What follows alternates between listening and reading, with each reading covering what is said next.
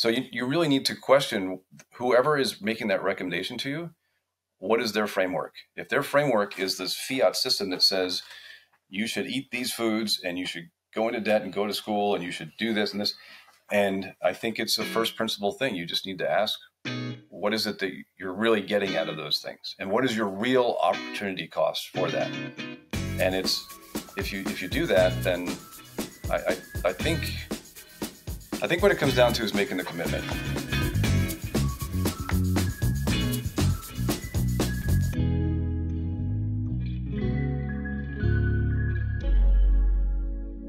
Welcome to Life with Bitcoin, where we delve into the human side of Bitcoin by focusing on Bitcoiners' personal transformations and life stories. I'm your host, Vivian. Thanks for tuning in.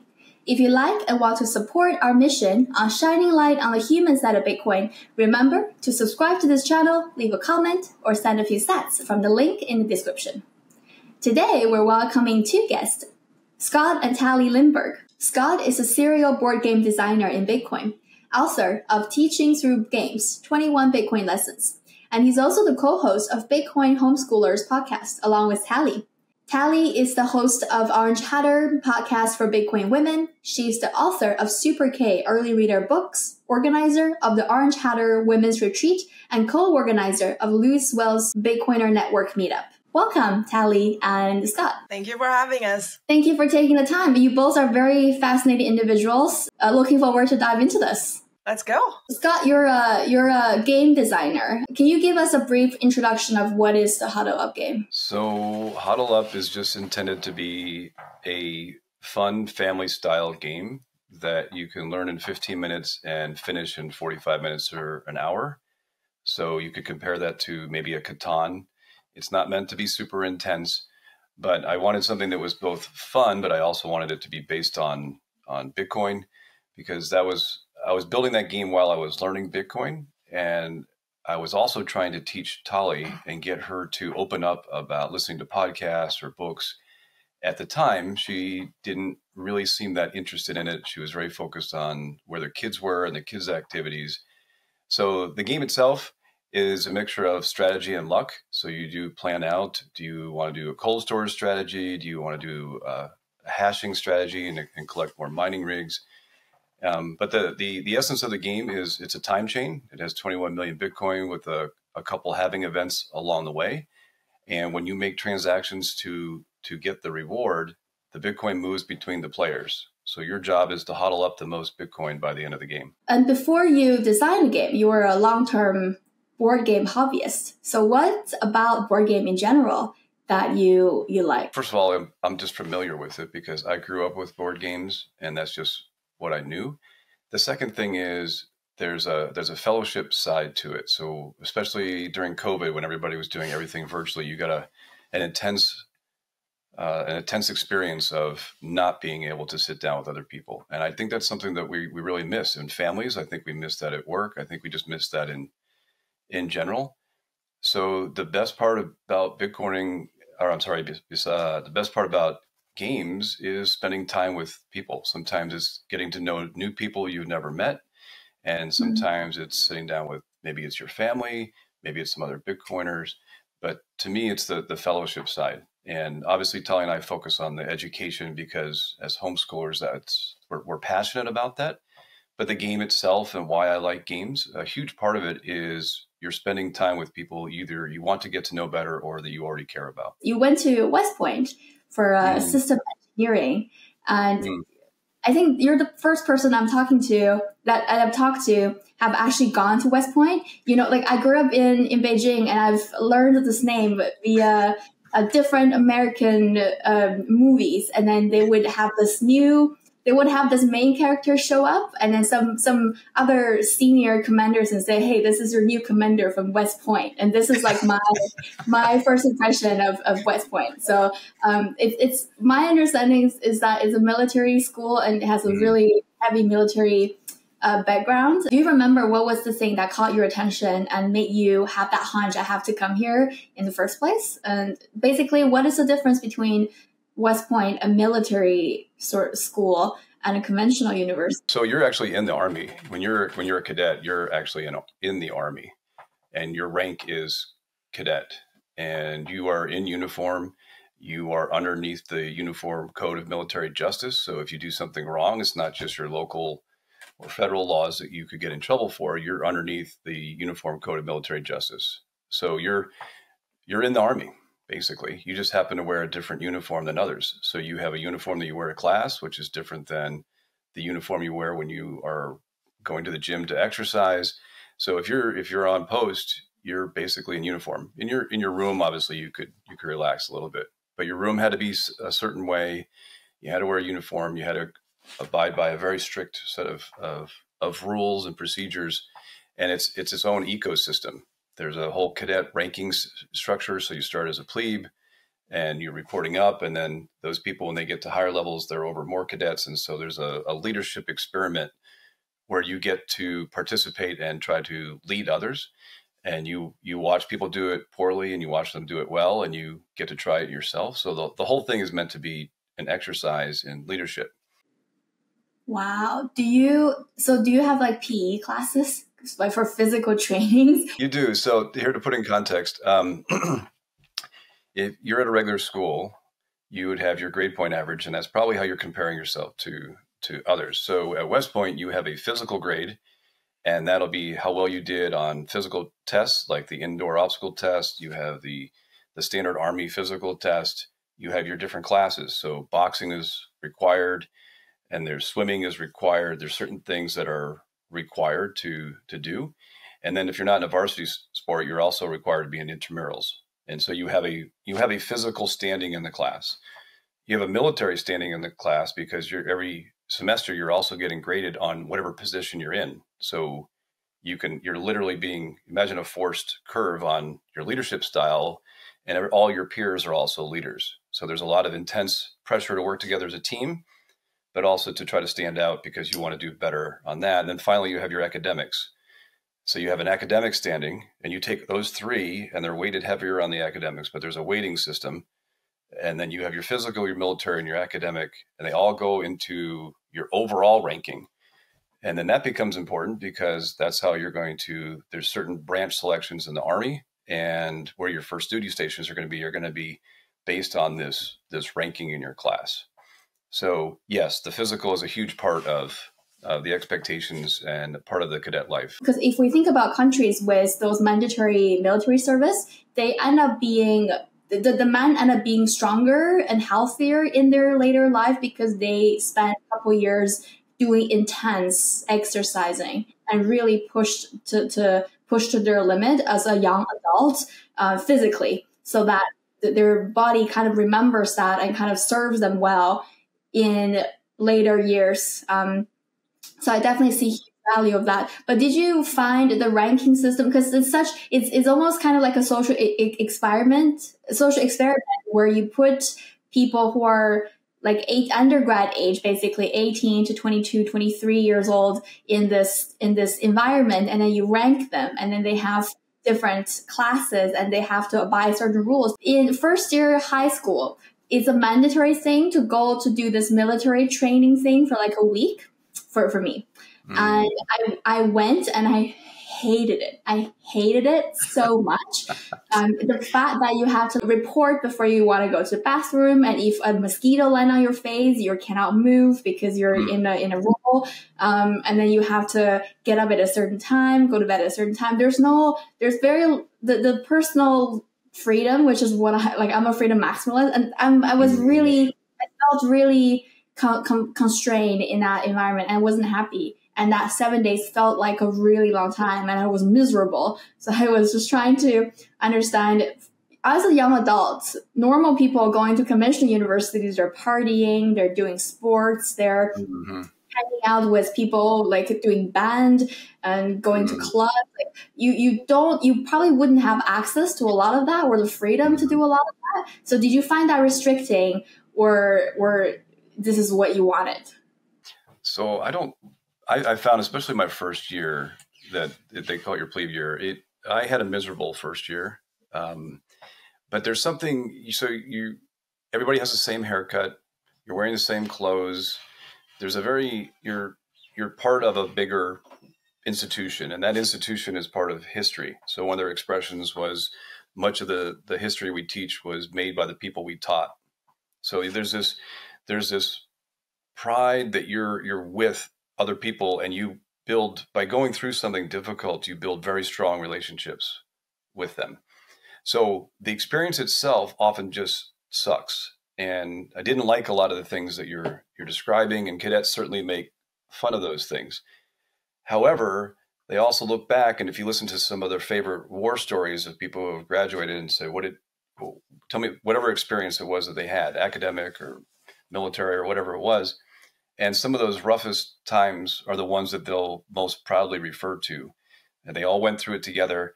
So you come from all the different states, and we had some people from other countries, and you're all just part of this and then you become part of history because you're part of the long gray line. So it's a long way of saying, yes, there were times of part of that I definitely did not like. I would never trade that experience for anything, though. It really did. It does make a huge impact on you, and I just wouldn't trade it for anything. And this is part of parents' rules too, because kids cannot be low time preference, because their view of time, their lifetime is shorter, because they're still growing, and then they cannot see what's ahead of them, and it's oftentimes up to parents to put them through short-term pain, in a way, to put them through short-term suffering, so they land to a place in the future where they look back and say, oh, I would never trade that experience to anything else, even though I really was miserable in that experience. Tali, what do you think is the fundamental purpose of games in general, and how do you think does game plays in a role in your process of homeschooling? I think that the most important aspect of game is to teach while the kids don't realize they're being taught. And this is something that I really had to relearn, because the Asian culture is very top down and high pressure, and memorize this, I'm going to test you, then you're going to be ranked, all that stuff, right? But what I learned, I think my most important lesson when the kids were little was I brought them to this place called Little Leapers, and it's gymnastics for kids that are just able to walk. I mean, we're talking young kids. And I was like, how can you possibly teach kids gymnastics? But I heard a lot of good things about it. They were doing brachiation. I'm like, let's go do gymnastics. Not because I wanted them to learn gymnastics per se, but that it's supposed, the cross-body movement is supposed to be really good for brain development, vision, all that stuff, right? Asian stuff. I'm like, gotta give them that leg up. But what I realized was, if you think gymnastics, immediately you're thinking the backflips and the cartwheels and things like that. I'm like, how do you teach that to kids? And they just made everything a game. So they didn't say, let me teach you about cartwheel. Here's step 1 through 10. They just said, first they need to strengthen the muscles in their arms, right? And their wrist. And so they just bear crawl. And they just said, okay, be like a bear. And the kids are, oh, this is so good. This is so fun. And they're crawling around. And then after that, they're like, okay, now crawl like you're a worm. And then they're on their belly, they're crawling and they're working these muscles, And so they go, and it's a half an hour class. They've done all these things. They're just pretending to be different animals, which is a game to them. But what they're walking away with is that their muscles are getting stronger, to the point that eventually they can then, put one leg up, when their hands are down. And then eventually the teacher will help them put their legs over. And so it's this very slow buildup of skill set and strength. And I think that's the most important thing about games, is it allows students or players or kids to participate in an activity, and they're gaining something without being told that they are. Because the moment, any parent would tell you, the moment you tell your kids to do something, that's the thing that they don't want to do. That resistance, it's like a knee-jerk reaction. They don't even think about it. It's just like, mom says, go eat that vegetable. I'm like, no, I hate vegetables, But if you make it a game, you're like, oh, look, it's a little tree. Can you take a little bite off the side of the tree? Make it smaller. And then suddenly like, I can take a bite out of the tree and make it smaller. And then they take a bite. And so I think in his way, when he's talking about a board game, you go through this process of 45 minutes and you're learning all of these lessons. Like Huddle Up is teaching you the fundamentals of Bitcoin. But if you back it way up and you go younger, you can do games that are 3 minutes long, 5 minutes long, and they're still walking away with really valuable lessons. And I think that's the important thing about games. Yeah, if I could add to that. So for Huddle Up, the intent of that is you can play that game and never talk about Bitcoin. You can just play it, and if you're a Bitcoiner, you'll see all the mechanics. You'll get it. That's difficulty dial. That's hot and cold wallet, having whatever you want. It's in there, but you don't have to. And one of the things we do when the kids were younger is we force them to play a game called Cash Flow, which was by Robert Kiyosaki, which actually does a really great job of teaching about the three main financial statements. It actually does a really great job, but we had to threaten them and bribe them with jelly beans, and it was not a fun game by itself. And so they found it unrelatable because they were so young and they're talking about mortgage calculations and things like that. It's harder. No, my point is that when you say top down and you say this is a game and it's here to educate you, you're shutting someone down. If you say here's a game and you're just playing, you just happen to have incorporated things about Bitcoin. You just happen to have incorporated things about Lightning or seed phrases or whatever it is your topic is, because there's games out there on every subject. There's science, there's math, there's history, there's everything. But if you tell someone, especially imagine a middle schooler, this game is to help you learn something. It's an education game. It's instantly not fun. Right. It's not. Now it's work. Yeah. But if you said it's free time and here are your games, and you go and play Go or some other game that's very strategic, and you're actually exercising some type of cognitive thing. You're actually problem solving, you're doing strategy, you're work, whatever that is. Another thing about games is it forces that social skills. Whether you're going to have to interact with others when you're in person, without saying this is a class on how you interact with others, because you just shut people down. So when I hear Tali talk about top down, that's where you just took a syllabus and you forced it into a different format and tried to tell someone that it was a game. And that's not my philosophy. It's from the game side. It's not Tali's philosophy from the parenting side. If you can do something without telling them this is your lesson in this, and it's just a story, or it's just a game, or it's just an experience, they're more likely to do it. And they're really good at picking up themes. Kids will pick up things really fast. You don't have to explain it to them. First of all, they're going to figure out the game before the adults anyway, but they're going to figure out the themes, and they'll make the connections with the other things. So if your goal is to have an impact, it's almost counterintuitive, but the best thing to do is to shut up and play. I can totally relate to that. This is so true. Like when I was growing up, my parents never cared about me watching TV and stuff. So I would watch like dramas all the time on TV. And then one day I was like 4, 5 years old. It was definitely before school. It was at kindergarten. And I went to my mom and picked up a newspaper. Mom, I can read this. And she didn't believe me. And then I read it.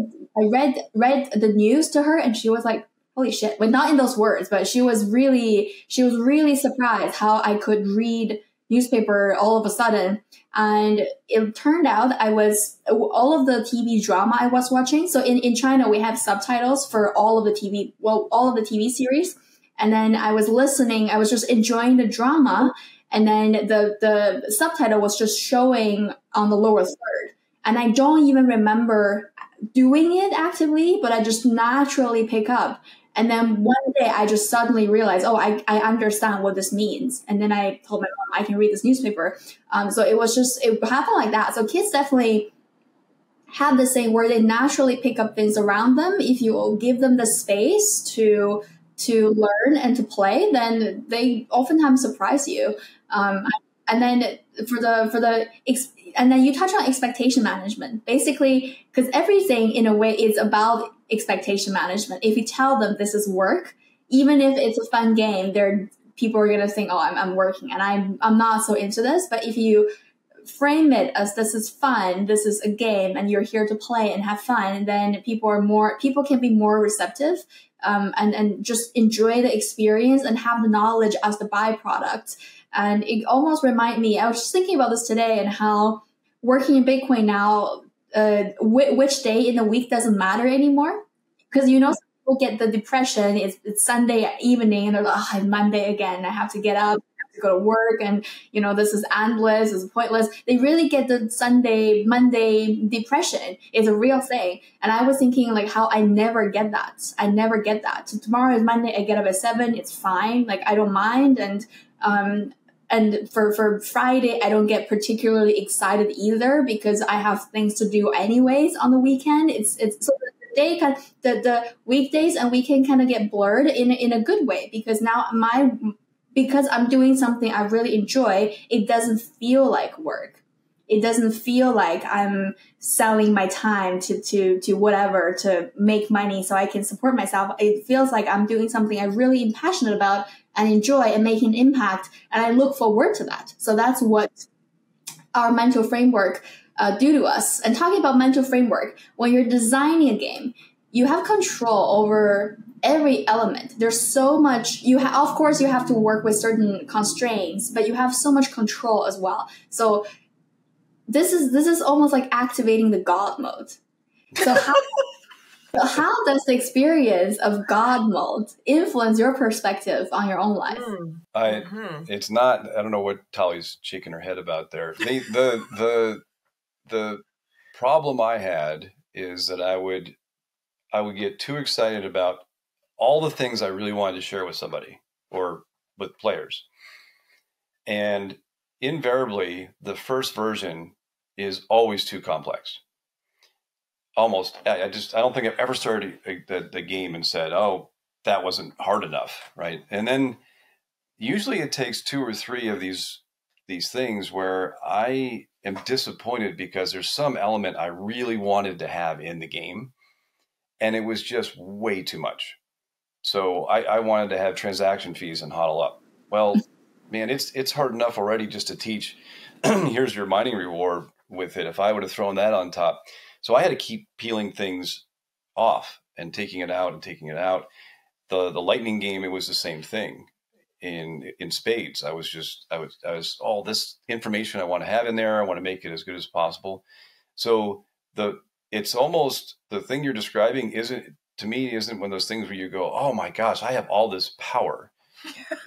It's more a frustration because you have more things you want to share, and it takes a lot to let go of something or force yourself to put it in a simpler format, which at the end of the day is what actually helps people learn anyway. Because if I just dumped on you everything I've known after studying Bitcoin for 4 or 5 years or whatever it is, and you knew nothing about Bitcoin, you're going to glaze over and get zero out of it.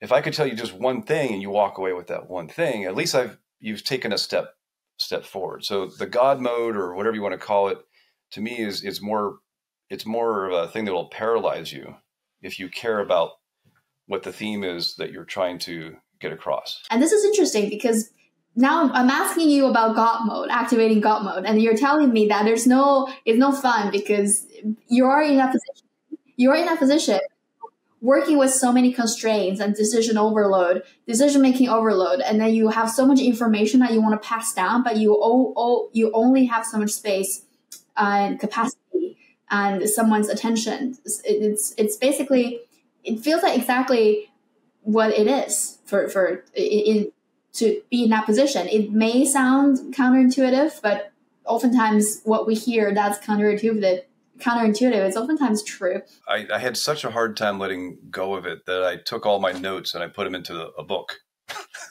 So most people don't want the book, but it basically says, here are all the things that I was referencing when I was making the game. And that was my release valve, because then I could just take those ideas that even if our kids aren't orange pilled at a certain time, maybe some day down the road, they will be. And I want to have something that's there. And so my vision is, as we continue to put out games based on first principles, is to have a book that goes with each of them. So that for those that want to do self-learning or directed learning or whatever it is, it basically gives them a starting point. It doesn't say that this solves everything for you. It just says, here's where I started. Here are the things that influenced me. And if it helps you, then great. And it's almost it's a release for me to say it's okay not to put this in the final game, because I'm going to stick it over here anyway. And then I just feel good that it's somewhere. I don't have to, I've shared it. If no one looks at it, okay, but I still feel better because I found a home for it. Somewhere, maybe for somebody that'll be a starting point. So totally, that's a really great approach. Instead of censoring ourselves to put out certain information and don't put out certain information, it's good to put out all of the information and have the consumer self-select, like to self-select what makes sense to them and self-select if they want to go for one step further. It just makes sense for them. It saves their time too, because if all of this information are kind of crunched together, then they don't know how to filter. And it takes a lot of effort and energy to filter. And if you do that filtering for them with all of the informations included, then you're helping them be more sovereign too, because they have a choice to decide where they want to land. You also talked about on some other shows about this concept of having zero time preference. We know as Bitcoiners, low time preference is a very fundamental concept that we Bitcoiners share and then conduct ourselves with.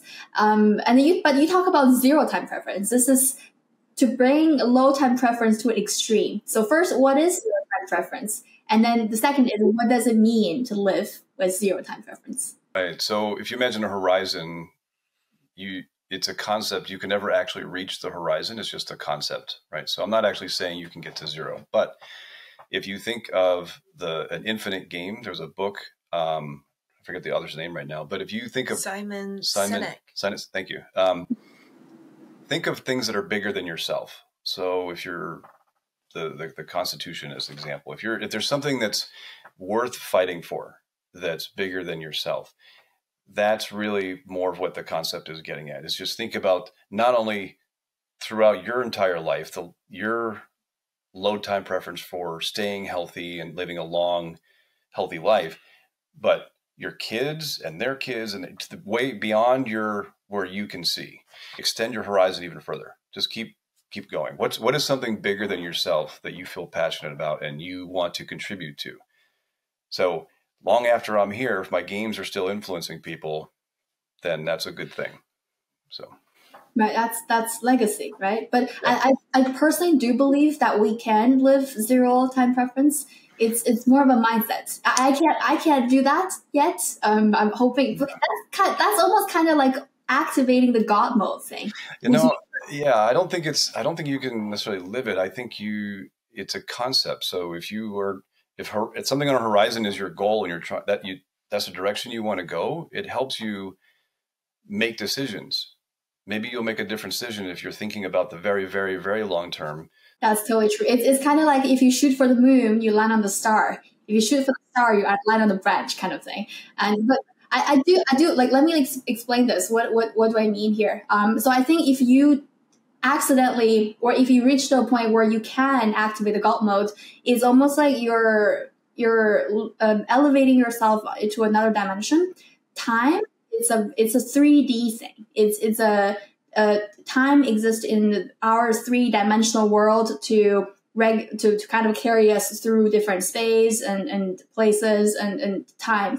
The concept itself exists in the 3-dimensional world, but if our consciousness live above that, our consciousness is above the 3D world in general, then time can first be, there are different ways to look at it. Time can be non-existent, or time can be irrelevant. So there are two ways to look at it.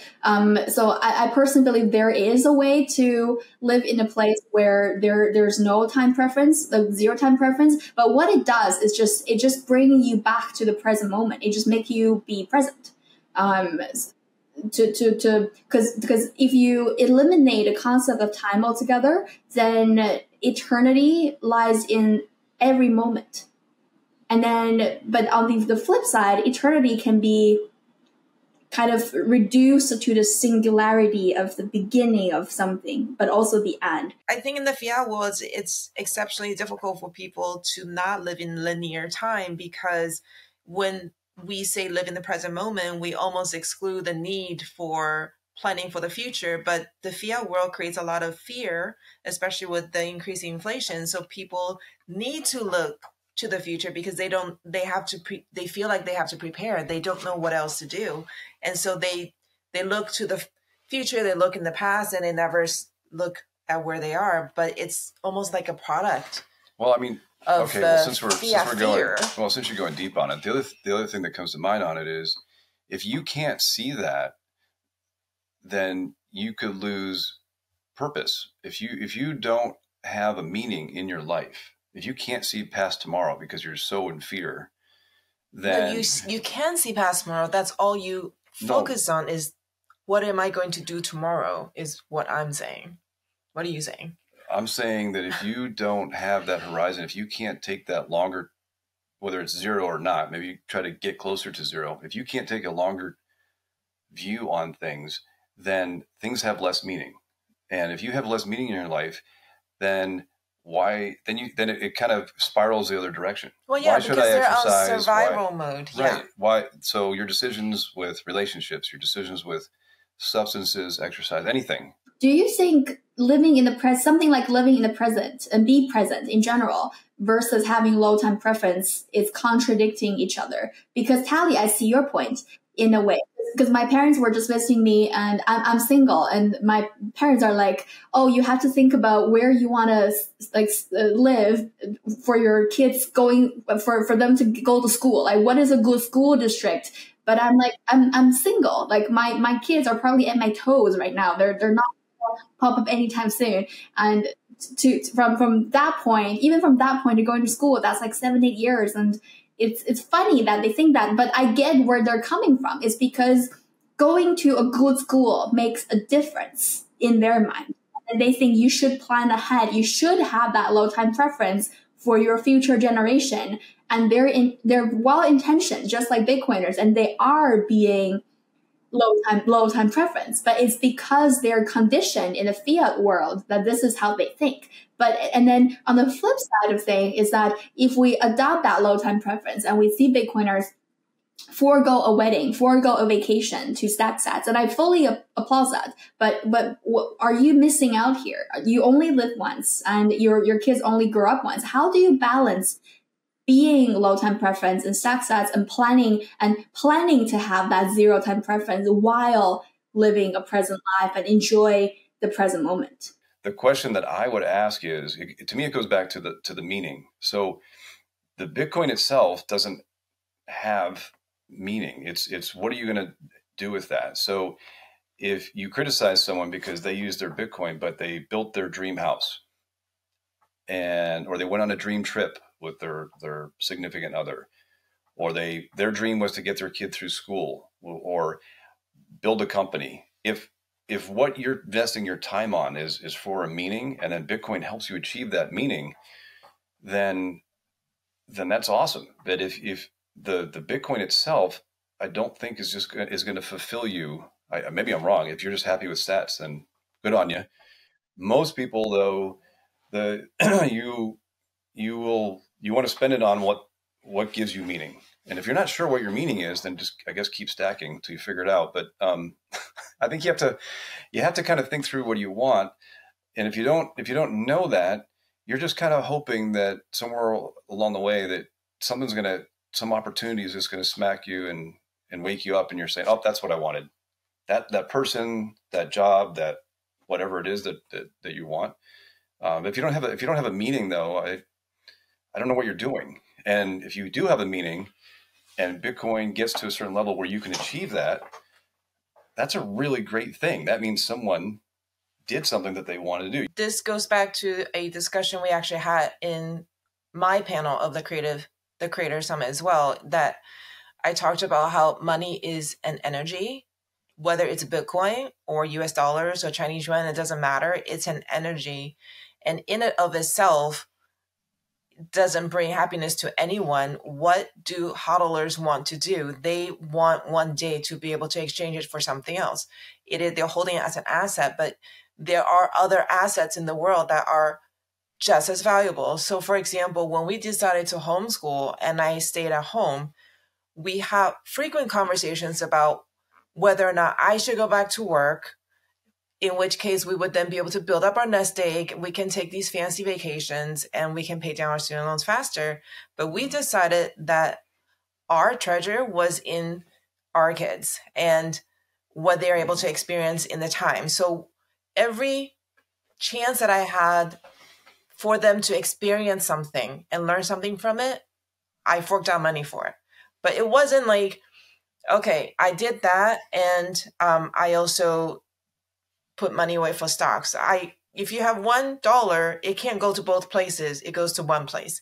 And so we didn't have the fancy vacations, and we didn't buy fancy clothes. I got my clothes from the grocery store. I got it from Sam's Club. When I went to shop for food, I got my shirts there, but that was our treasure. And so that was a while ago, but today we're building free market kids. We also just had a conversation saying, if we have both just gone and gotten a job and put our money in Bitcoin, we probably would be a lot more comfortable than we are today. But we're fighting to build up this company that educates other people about Bitcoin and money literacy. Right. So our treasure is in that. And so it is a really difficult conversation, because I do hear people say things like, have fun being poor, or, it's not too late, put your money in Bitcoin because one day it's going to have this huge payoff. But the question goes back to what you said, which is, what about the present moment? Because life is not about the one day payoff. Life is about every single day, every moment. What are you experiencing? Is what you're doing bringing a song to your heart? If we get really cheesy about it, like, is your heart singing every morning when you get up? Right? So if it makes your heart sing to put your sats away, wonderful. But if you would rather get married, don't feel guilty, because that's life. You don't know if you're going to be alive in 10 years. Nobody has guarantees of that. When people are predicting that Bitcoin is going to hit $1 million, are we going to be around? Who knows? Tali, you said $1 cannot be spent at two places. So you have to prioritize. And then Scott, you were saying you have to know what you want. And then what lies deeper than that is, before you know what you want, you have to understand who you are. And that goes back to we have to find out about ourselves. What kind of person are we, and what role do we want to play in this world? And then the wants will arise. Because I need to be that person, because I want to do this thing, then I need to do this, and I want to do this. So it really comes down to having self-awareness and having more conversations with ourselves, and trying to figure out what role do I play in this world and how can I get there. And Bitcoin is really the means to an end. It's not the end. And I struggle to see how Bitcoiners who don't understand that, who can be happy, even if they have all the Bitcoin in the world, if they don't know what to do with it, then I don't think they're in a very good position. So I think this is an important message to be shared, especially with the next generation, because they will, especially if they're lucky and then their parents stack sats, so they will be in a more comfortable position and be better positioned to begin thinking about these more important questions. So that's going to be a really lucky thing for our next generation. And speaking of which, let's talk about the next generation. And very, very impressive of you two is the fact that you've homeschooled 4 children. And it's been spanning across 20 years. That's a long time. And that's a lot of kids to go through homeschooling. So I bet you have a lot of experimenting and little setbacks, but really push through this entire process and have built something that's really robust, that supported all of your kids. But I heard that there were initial pushback. And so Tali mentioned it. She wanted to have that relationship with her kid. So if you go, you start your family, but then you go to work and you hire a nanny, and after you pay taxes and you pay the nanny, and you look at how much incremental money you've made with that compared to how much time you've lost with your kids in their key part of their development, and which one of those things is more valuable to you, right? So that's on the positive side, is the relationship. But there's a lot of bad things to avoid in schools, and I think you have to be open-minded that the people who are making recommendations to you are coming from a fiat mindset. You should get a credit card. You should max out whatever your monthly cash flow is to get the biggest, best car that you can think of getting. And you should go to college. That was another one. So for our families to, when we were going to homeschool, it was almost an insult. It was, what are you doing? Why your kids aren't going to be socialized. There's all this fear based on it. And you're giving up this career. You went to Yale. Now you're a stay-at-home mom. What are you thinking? And it seemed like that was somehow a double insult on the Asian side. So it wasn't just bad. It was Ouch. monumentally bad. So it's, what are you doing? And then our kids, when they got to the point where they were thinking about school, we have 2 girls and 2 boys, and the boys tried it and said, this is not for us. And so now the families are looking at us like we're crazy again, saying, you went all the way up to your master's and you're telling your kids they don't have to go to school. And we're just looking at it going, well, first, what are they going to get? The school prices they're inflating because of all the administrators that they're bringing in, way more than the stated inflation. They're not going to be able to get out of student debt with the job they're going to get with that. And if they did get a job, they'll probably be miserable with it because it's probably not aligned with what they want to do. So if they went and earned money and they learned on it, there's so many ways of learning now, online and other things that you can do. We should be leveraging that technology. So you really need to question whoever is making that recommendation to you. What is their framework? If their framework is this fiat system that says you should eat these foods and you should go into debt and go to school and you should do this and this. And I think it's a first principle thing. You just need to ask, what is it that you're really getting out of those things? And what is your real opportunity cost for that? And it's, if you do that, then I think what it comes down to is making the commitment.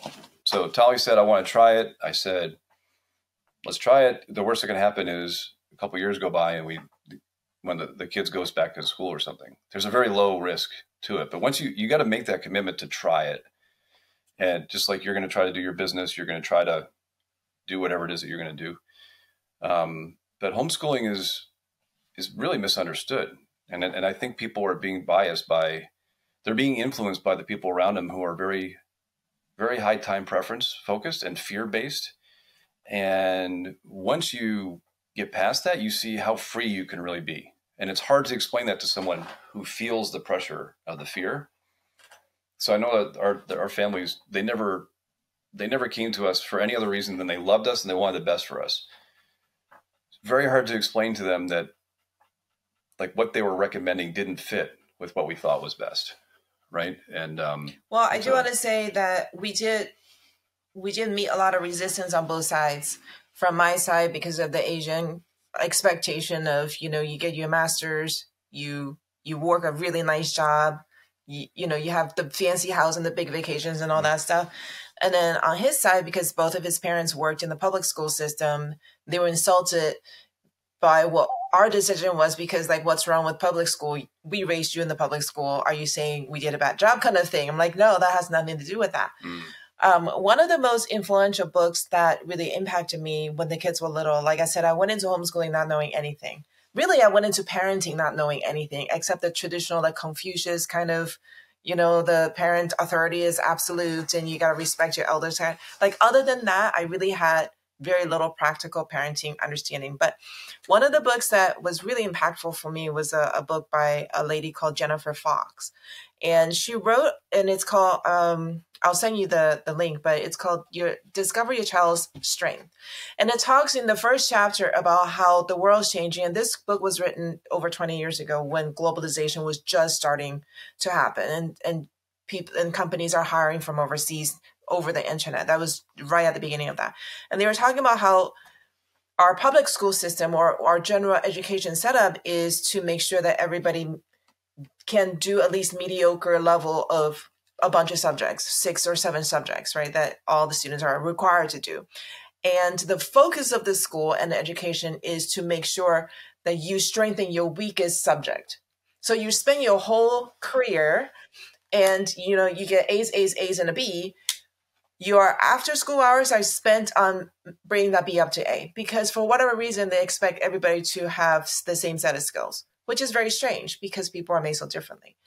And so this lady, Jennifer Fox, said, what if instead of making everybody mediocre in 6 subjects, we make each person the best in the world in the subject that they are naturally inclined to do? And just don't worry about these other stuff. Like, does it really matter if everybody can do algebra? No, it doesn't matter whatsoever. But think about the hours and hours and hours wasted on kids who hate math. They're like, you have to at least pass algebra. The money and the self-confidence that's like hurt and bruised because, oh my God, I'm so bad in math, I must be a stupid person. No, but if you're really artistic and you're just like the best, if you got 40 hours a week to work on what your strength is, can you imagine the distance you can go? And so the book talks about how that whole system is kind of backwards. Right now we're talking about the wasteful administration costs and the wasteful, the retirement and the woke agenda, all that stuff. But if you really get to the heart of education, what are we trying to do? Are we trying to strengthen their weakest subject, or are trying to make them the best in their best subject? And then they can compete globally, right? Then you can compete globally. And that book really held me through the criticism from both sides of the family when I was trying to do what I believe was right with the 4 kids, and we moved a lot, and it was a very lonely, really hard journey. But I just kind of held on to the book. I'm like, I'm gonna make this book, not my Bible, but like I'm gonna make this book a reality in my kids' life. I want them to be able to go after what they're good at and they're naturally passionate about, because that's the only way they're gonna become the best and be competitive, as people say. Now that you've gone through this process, what kind of families would make sense to homeschool their kids? Because I personally struggle to see how this can be a solution for all families out there. Or you can either that's because of how their economical situation or how their family's set up and how educated the parents are, or other I'm sure there are a million other factors that can impact how this is carried out on a decade basis. So in your view, like what are some of the key factors they should line up before they can consider homeschooling, and or you can indeed make a case that literally everyone should homeschool their children? Well, I'll just say that when we started homeschooling, the resources were much more limited, and there's a lot more out there now available online than there ever was. And there are many, many options of homeschooling. Homeschooling just means the parents get to decide what the kids are learning, but they don't have to be the teachers specifically. So for example, I knew this one family. She was a single mom. She had a son and she worked a full-time job. And she homeschooled him when she got home. And during the day, he stayed with grandma.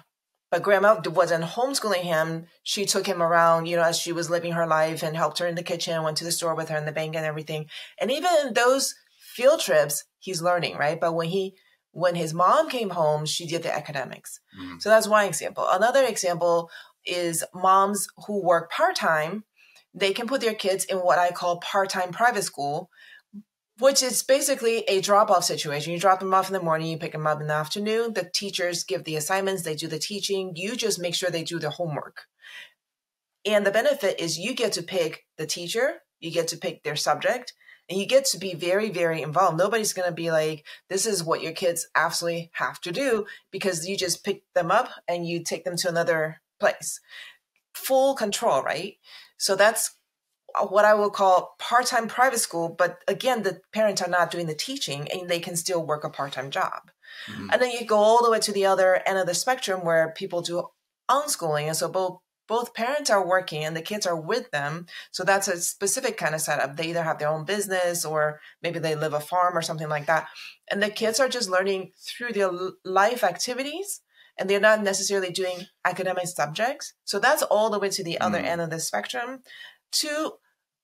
For me, I was very, very involved. I taught most subjects, but there were subjects where I just didn't have time to do. So for example, science classes, just setting up an experiment that lasts 10 minutes can take me 3 hours. And I can't do that because in those 3 hours, I have to cook and clean and do the dishes and the laundry, and I have to teach them the other subjects. So I outsource science classes. So once a week, I would take them to a place where they just went and took science classes, and I pick them up. I don't have to teach. I don't do homework.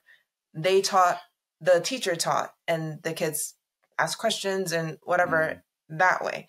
And so there's so much flexibility. Really, anybody who wants to homeschool can homeschool. Do you trust somebody else to influence your kids' experience and their mental frameworks? Or are you going to do everything you can to help impact that and actively contribute to it? So you're either outsourcing it and hoping, or you're going to actively participate. Homeschooling is a flavor of active participation, but I think the responsibility is on the parents. And no matter what your circumstances, you can still talk to your kid. You can still read to them. You can still play games. You can do sports together. There's a lot of other things you can do to help them with what they need for the mental frameworks.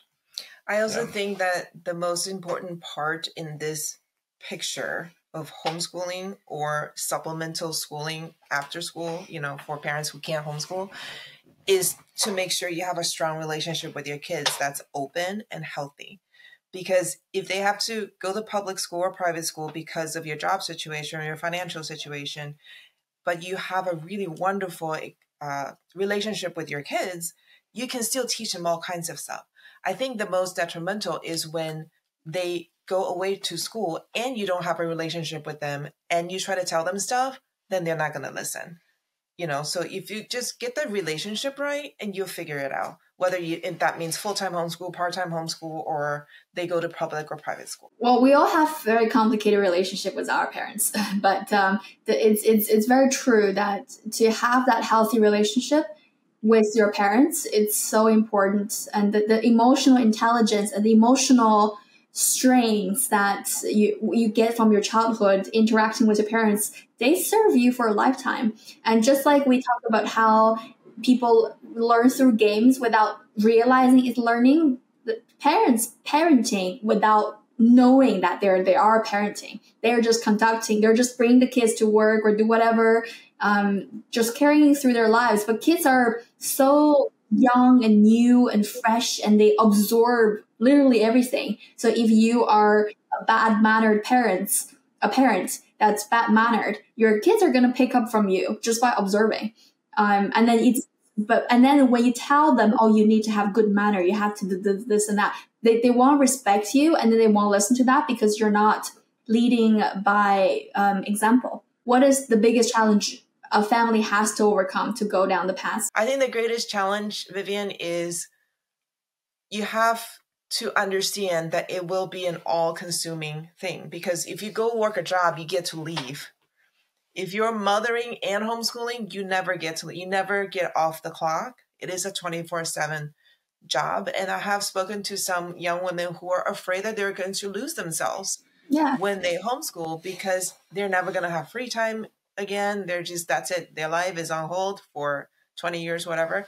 And it did feel that way a little bit sometimes. But today there are so many support groups where moms come together and they share the workload, and they're called homeschooling co-ops. So you don't have to do it yourself. It is not an isolated thing. It was a little harder when we were doing it because there were a little bit less people doing it. But today there are all kinds of homeschooling groups out there. And it is also okay for you to homeschool for a while and say, you know what, I can't do it anymore. The kids are going to go back to school. You haven't failed. You've laid a foundation that will serve them. So that's also okay. And some people let their kids go back to school, and the kids decide they want to come back into homeschooling, and then they take charge of their own education and they become self-educators. I've heard stories like that also. So, let me try this, Vivian. If I were to go back and give myself advice 20 years ago or 25 years ago, and that horizon perspective we were talking about, where you take this very long-term view, you can call it zero time preference, whatever, and you challenge yourself and say, okay, so in one of those futures, you're going to be able to tell your family or tell yourself or whoever's around you, man, I had a really great career. I made all kinds of PowerPoints, or I sold millions of dollars of whatever it was, or I have so many properties, something. Another one could be, I have 4 fantastic kids that I have a loving relationship with. And we've done all kinds of things together. And now they have grandchildren, and you have these relationships. And so if I could go back 20 years, 25 years and say, you could go pursue your fiat job and worry about the title you have, the prestige of the industry you're in, the size of your house, or whatever it is that you're judging yourself by. And maybe your classmates will judge you by that, or your parents will judge you. Hey, how come you're not a lawyer? How come you're not a doctor? Or, whatever pressure there might be. You can say, no. If you want to look back and say, I was a really great mom, or I was a really great dad, and I have relationships, and then work backwards to the present and ask yourself a question about, is homeschooling, or however you want to say this involved parenting style, which path am I going to be on? And am I going to make a commitment that I want to be on this path? And if I am, then it makes the things that Tali's talking about a lot easier, because you're not looking at it going, wow, 24/7, that sounds horrible, right? But if you're thinking about that low time preference, if you're thinking about the very long time preference, you're not thinking about that. You're thinking, I'm not doing this because I want to be miserable. I'm doing this because what's valuable for me is the relationships and this experience. And I know that I will put them into the best position possible for them to have a good life. Is that what I want? Or do I want to just say I had a really great career and hope that along the way, so if you're not running your own company, that no one laid you off? Well, I also want to add on top of that also, there has been a huge push over the last few decades for women to have both career and family. That was a big message that was being pushed as I was coming out of college, and all of us bought into it. We all thought we could do it. We could have an amazing career and we can have an amazing family. But the truth is, it's the same as the dollar. If you spend it in one place, you can't spend it again another place. And so for us looking back, well, our son also just got married, and it was very, very sweet. And his wife is also a homeschooler, and almost most of the guests at the wedding, they were all homeschoolers, like almost all of them. And what I absolutely loved about that is I can say, I know my son very well. He knows me very well. We have a very good relationship. The siblings love each other. We're very supportive. Same thing on his wife's side. I mean, the whole community just came together and just loved on them. And I just don't think that if I had gone into investment banking the way that I originally planned to do, that I would have that kind of relationship with them. It's not possible, because my time would be spent in the office and they would not know me at all, and I wouldn't know them. So yeah, 24/7 sounds really scary, but again, there is a lot of support. You do have a lot of support. You can do it. You have support groups. You have the technology. You can do it. With education now. You can teach so many things in so many ways. Thanks for the disclaimer, because 24/7 does sound hella scary. Okay, let me ask you this though: Do you know anybody who feels that they are tied that way to their job anyway? They can get a phone call at night. Maybe even if they're not getting a phone call from their boss at those times, they're so stressed about the things going on at work that they can't relax and they can't enjoy life. And so it's 24/7 of one type of stress, or it's 24/7 of a different type of stress, but at least it's on the path to something better. Right, so. Right. And for you, because Tali, you basically forgoed a career to focus on, really focus on this. So how were you specializing? Were you specializing? How in the family to pull off such thing, to homeschool 4 children with a single income? How involved Scott is in the homeschooling process, and vice versa for Tali? I did most of it myself. He was in a fiat job that demanded his attention 24/7. He would get phone calls 3:00 in the morning, and I would have to wake him up and be like, your work is calling. I mean, on the weekends, on nights, he was working. And a lot of times we had to take vacations without him because he couldn't get off work. And in that way, if we had to do it all over again, I'm not sure that we could have done it differently, but we really would have preferred to do it differently. I would have definitely, because I was so tied up in what my title was and that I had to provide for the family with medical, and as opposed to saying this place that I'm in is the wrong place to be in, and I'm burning myself out, which never ends well.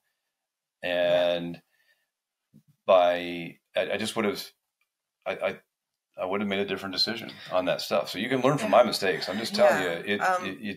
We also made a number of moves for corporate jobs. And so it was because of that. And so we not only had resistance on both sides of the family, but we also moved many times. And we had our 4 kids very close in age. And he was working all the time. So it was a really huge challenge for me. I was doing most of it, but I was part of different co-ops. So I was never alone. I always had other parents that I could bring my kids to, like that image of the kids must be sitting in the closet reading books as a homeschooler. Like that is so untrue. We were on the road all the time because we were going to soccer practice, we were going to gymnastics, we were going to a co-op, and we're going to take a cooking class. We're going to go here. We're going to go to the zoo with the other homeschooling parents, and we're going to take another field trip here, and we're going to do a play, and we're going to do a musical, and we're in the choir. And so we're all constantly moving, and the kids are interacting with other parents all the time, other kids. And so that phrase that it takes a village to raise a child is very, very true. I couldn't have done it myself.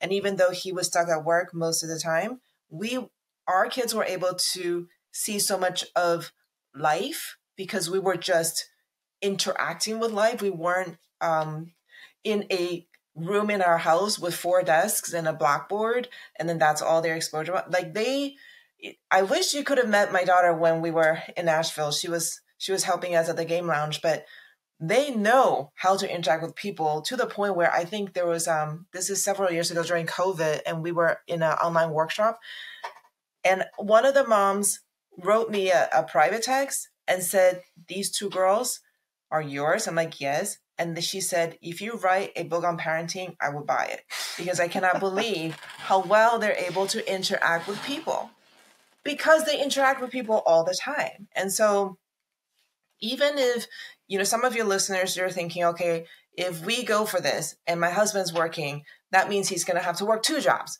and I'm going to be doing all this by myself. And what am I going to do with all my kids? Life is wonderful in teaching kids. That's natural. Kids will pick up, like what you said. They will pick up by interaction with people, not just with the parents. They see, they gather data. They're not stupid. They're very smart, and they can deduct their own understanding and lessons out of these interactions, which will be really helpful. Well, let me say to this too. So now our kids are older, but we still have this relationship with them. And then it was only 20 months ago that Tali and I decided that we're going to go full time on pre-market kids. The fear that I had to overcome to say, I'm not going to go back and do what I've always done in the past and go pursue a fiat job with somebody else and just go live that kind of stress. They're observing that, and they're not judging me by my title. Hey, you're the game guy. They don't care that I don't have a fancy title. And actually, one of our daughters actually said this. What they're actually witnessing is they're watching how we're dealing with things. First of all, we're a couple. We're still together, which that's strange, right? And we're dealing with a lot of these high time preference stresses, but we're doing it together. So that's just an example for them. And we're trying to pursue something that we're passionate about. That's our dream. Now, we may have started a little bit later than they'll be able to. But one of our daughters said, I admire what you guys are doing. I really admire, because I don't know, 20 months ago, if you had said, first of all, I'd even be on a podcast, let alone do one with Tali, that we would have been in El Salvador, that we would be meeting so many amazing people and doing all these things, I just would have thought you were crazy. I just wouldn't have believed it.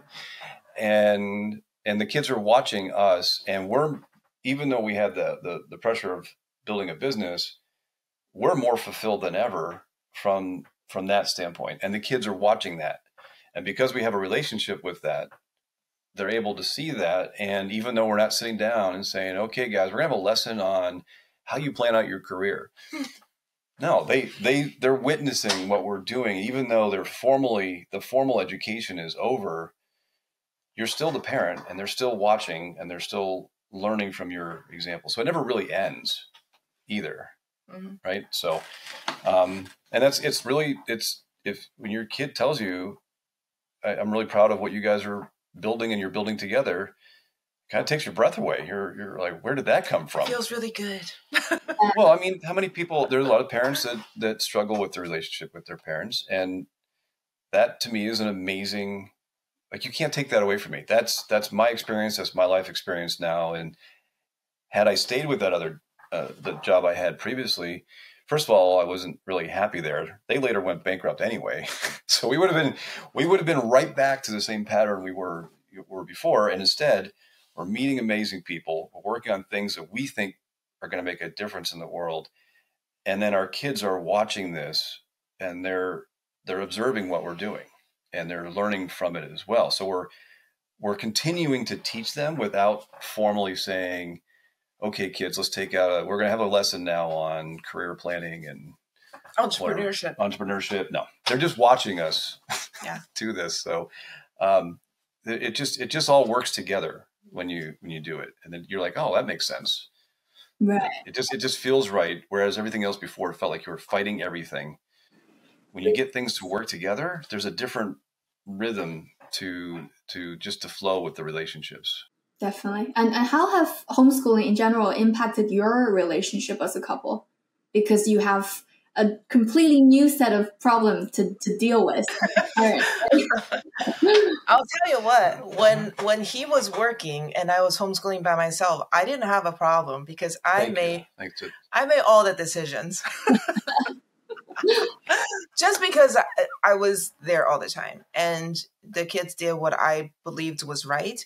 And I think in hindsight, I would have changed some decisions, but because he was busy and we didn't have to make all the decisions together, we didn't argue about things. Like, it was just me telling him after work he had to meet us here because one kid is having a show and one kid's having a soccer tournament and one kid's, Or Tali picked up a seventh puppy.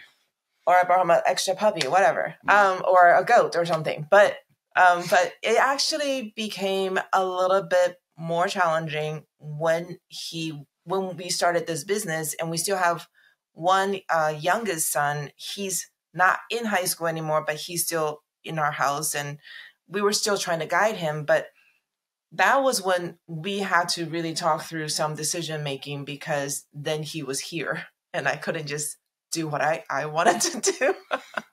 So yin and yang in the relationship. Open communication is key. So my part in the homeschooling thing was to be supportive when there were extra animals in the house, or she wanted to build a fort in the basement, or whatever ideas that she had. That there were things where basically, instead of me trying to argue with it, the retention, but I would support whatever the endeavor was.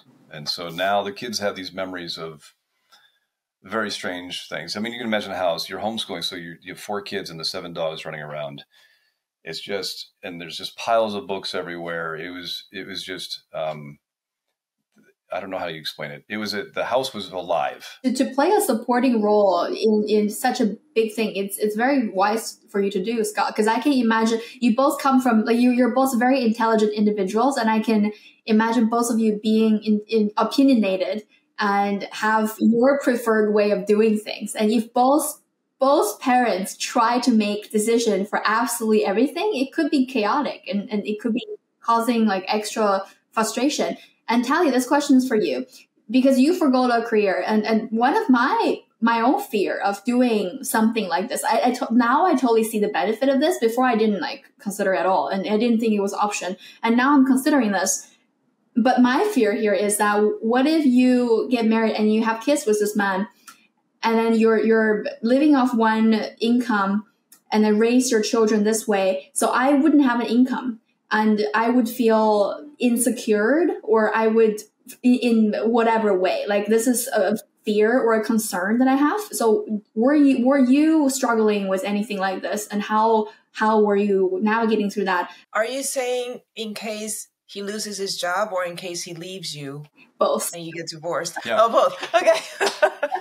Or she could leave him. Or you can leave him. Right. Yes. Yeah. So the strange thing is that was never a concern I had because I knew I could make money because of my work experience. And it was just not something, I think there was definitely something my mom, the concern my mom raised. She goes, what if Scott decides to leave you and you got fat after having 4 kids and now you're stuck and, you know, they can't go to school because you homeschool them and last time. Don't understand the Chinese way. I personally did not have that fear because I knew that our understanding of each other and where we're coming from and our life values were really aligned.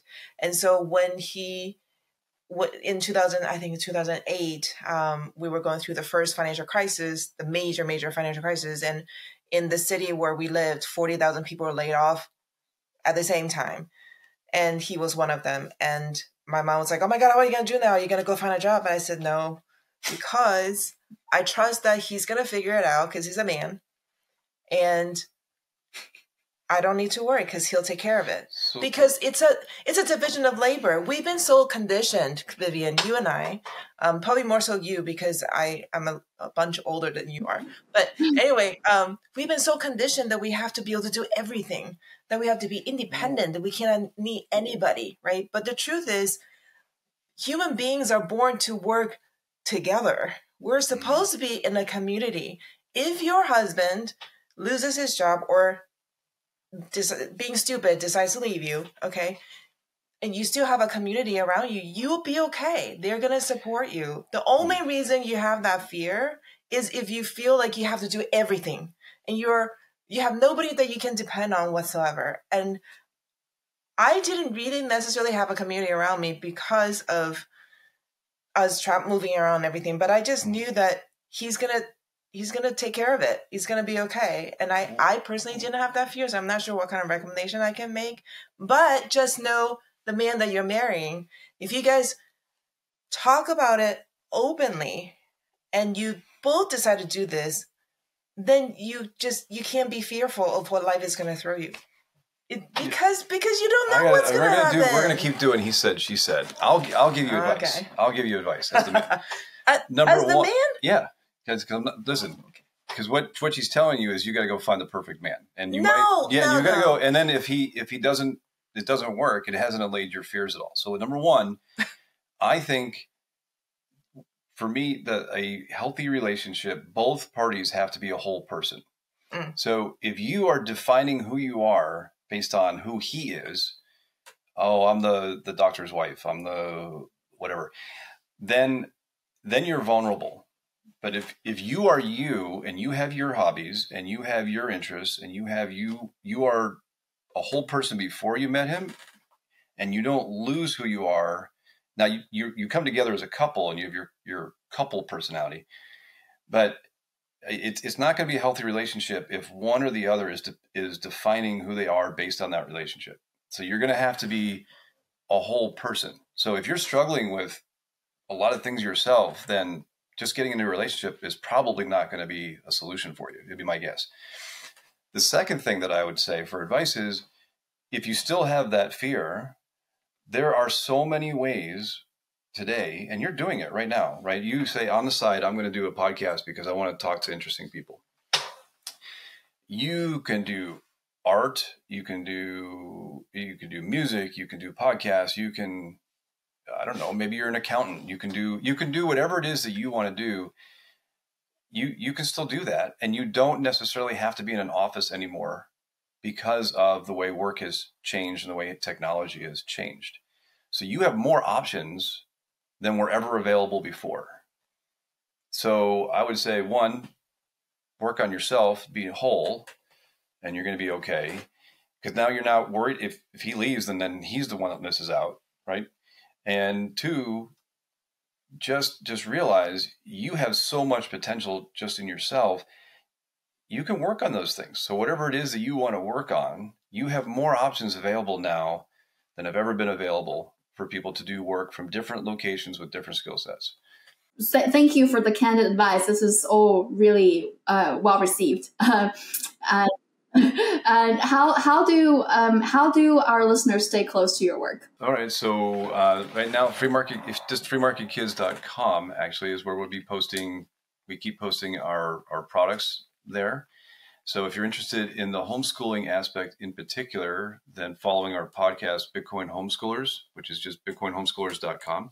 You can go to orangehatter.com, and that's where I post things about my weekly reading group, which is on Monday nights, and my women's mastermind for women entrepreneurs in the Bitcoin space. That's on Tuesday nights. And then we'll do the annual retreat, but I don't have one scheduled right now. So just keep referring back. My newest project is my daughter and I have teamed up to work on a series called Super K Adventures.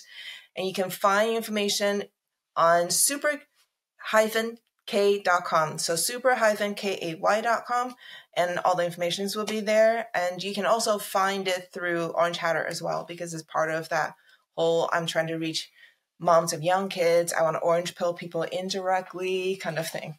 Thank you so much for taking the time to chat through this. You guys have to come back again and we'll dive deep into some of the other topics. Thank you for tuning in to this episode of Live with Bitcoin. Remember to like, subscribe, and leave us a comment. I'm your host, Vivian, and we'll see you in the next episode.